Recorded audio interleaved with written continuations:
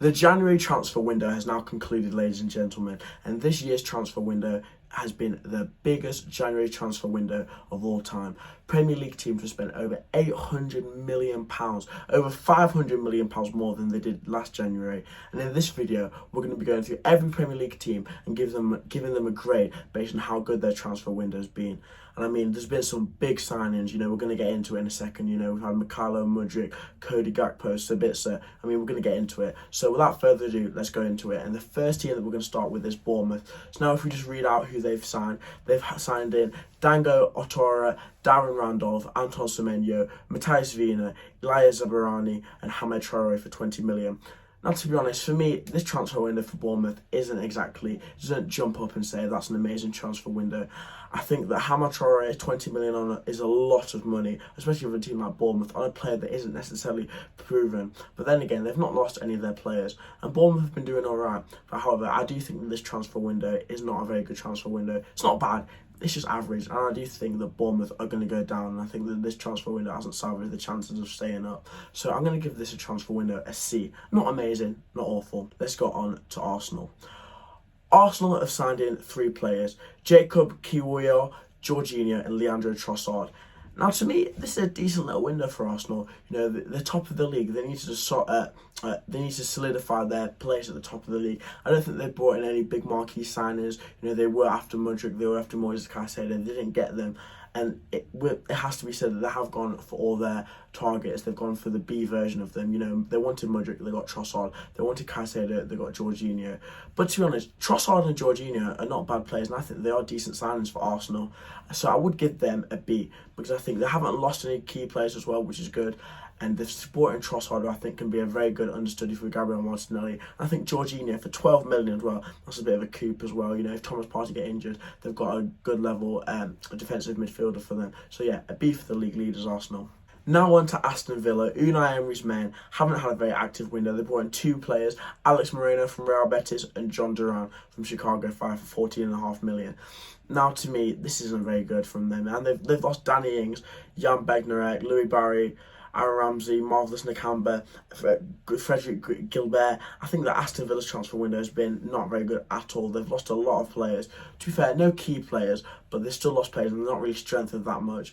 And I just think that Unai Emery's men, they could have had a lot better window. And Aston Villa, they're not shy to spend it big. They've done it before, but this one's been a bit poor. So for their Aston Villa, they're going to be getting an E.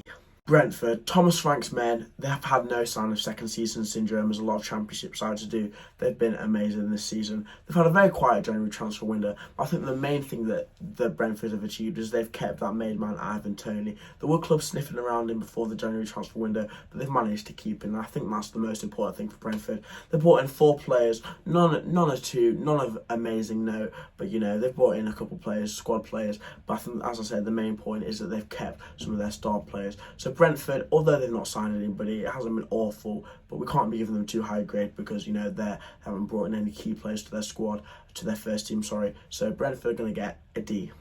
Again, similar to Brighton have been amazing this season. They've been probably the overachievers of the Premier League season. I don't think anybody would have had them performing as well as they had, especially losing Graham Potter.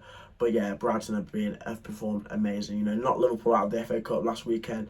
But yeah, I think the big thing that stands out for Brighton is the fact they've lost Trossard, a key player to Arsenal. They did bring in a lot of money for him, 40 million. But I just don't think, I don't think it is a good transfer window for Brighton. They haven't brought in anybody of note as well. So I think that Brighton, they're also going to be getting an E. Now for Chelsea, the team that has spent the most money in this transfer window. Chelsea alone has spent more money than all the top 4 leagues. Every single team in the top 4 leagues, Chelsea has spent more money in this transfer window than them all combined. And let's just read out some of the names that they've signed. David Datro Fofana, Benoit Badiashile, Andre Santos, João Felix, Mykhailo Mudryk, Noni Madueke, Malo Gusto, and obviously the deadline day signings, 107 million, Enzo Fernandez. Now, this is just ridiculous. We've never seen anything like this. This is unprecedented for a January transfer window. £300 million in a January transfer window. It's just unfathomable. And questions have been asked about financial fair play, but from my understanding, the way that Chelsea have got around this is by giving the players long contracts. You know, Mykhailo Mudryk, Enzo Fernandez, they're both on 8.5-year contracts, so the money's actually spread out over a long course instead of rather it being a 4 or 5 year deal. So yeah, that is apparently how they've got around financial fair play. Now, as for the signings themselves, I think that a lot of Chelsea's transfer window has been a bit overhyped. I think that spending this big money, they've spent money on a lot of unknown quantities. Mykhailo Mudryk, Enzo Fernandez. Enzo Fernandez, not so much. You know, we have all seen him in the World Cup. He was amazing in the World Cup. But, you know, Mykhailo Mudryk, you know, he hadn't scored more than 10 goals in the Ukrainian league. We saw his little cameo against Liverpool, and he was quite good. But I think that it's just ridiculous from Todd Boehly to be throwing all this money. But yeah, as for the other players they've signed, João Felix on a loan, you know, can't really go wrong, even though they paid 10 million for that loan, and you know he's been suspended for 3 of the games. Noni Madueke, I just don't see that. I don't imagine him starting over Raheem Sterling. But for Chelsea, the main thing that they need to have done is improve the squad, and that is what they've done, irrespective of how much money they've got. Enzo Fernandez, Mykhailo Mudryk, Madueke, João Felix, they're really good players. You know, it doesn't matter how much they spend, they're going to improve Chelsea's squad tenfold. So I think that irrespective of the money that they've spent, Chelsea have got to top this list for so far. So Chelsea are getting a grade A. Crystal Palace, a bit of a boring window. They've not really lost anybody, but to be fair, they brought in a couple of players. Ahmada from Stuttgart and Sambi Lokonga from Arsenal, who I think will be a good signing. Lokonga does get a lot of hate, but I think Lokonga is a decent little player. So Crystal Palace are getting a C. Everton. Now, Everton haven't signed a single player. However, they've made one signing, and that signing is Sean Dyche. And I am going to count this. Even though he's not a player, I'm going to count him in this window. I think that Sean Dyche is an amazing signing as Everton manager. I think that he's going to get in that Everton team, turn them around. I think Sean Dyche will keep Everton up. And as for players they've lost Anthony Gordon, but 45 million. I think I think Everton will be happy with that. That's a good bit of business for them. Recuperating 45 million for a player that I don't think is worth that much money. So Everton, again, a C. Fulham, they haven't lost anybody of importance, they haven't gained anybody. A lot of teams are like this, they haven't lost big players, but they haven't gained anybody. So we're just going to rattle through this. Fulham get a D. Leeds United, to be fair, they've made a couple bit of business. The 2 signings that stick out to me, Jorginho Rutter from Hoffenheim for 30 million. Again, a bit of an unknown quantity. I'm not gonna lie, I've not watched too much of him. From what I've been seeing of clips of him, he seems quite good. And Weston McKennie, Jesse Marsch using that American pull to get Weston McKennie in. That's a quality signing on loan, but I believe they have an option to buy. So yeah, and Leeds, they haven't lost anybody of importance. So I'm going to give Leeds a B. Leicester, again, one of those teams, not too much in. Harry Souttar for 15 million from Stoke, that's a decent little signing, but they've not lost anybody. Leicester are going to get a C as well. Liverpool, Cody Gakpo in for 37 million. No players lost. But honestly, I think this is a terrible transfer window for Liverpool. They've been crying out for a midfielder. They're in a crisis right now. Nowhere near the top 4, so many points away. Out of the FA Cup, out of the Carabao Cup. Their midfield is in tatters and they haven't signed a midfielder. All their rivals have been signing midfielders and they've sat in the window, done nothing.